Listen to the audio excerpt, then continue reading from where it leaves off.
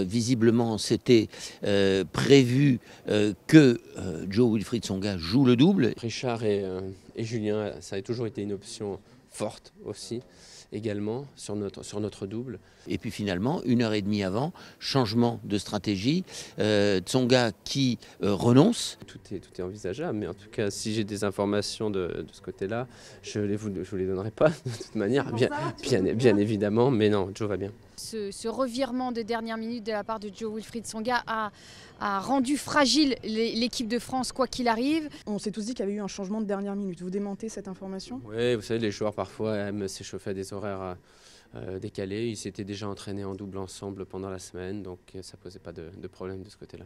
Ce qui est un petit peu décevant, c'est qu'il n'y avait pas cette cohésion entre Richard Gasquet et Julien Beneteau, parce qu'ils n'ont pas joué en double depuis un moment. On avait cette option en tête, Richard et moi, depuis le début de la semaine. Moi d'ailleurs, je m'étais préparé un petit peu en conséquence dès le Masters de Londres. Il n'a pas eu le temps de cogiter, il est arrivé comme un sauveur.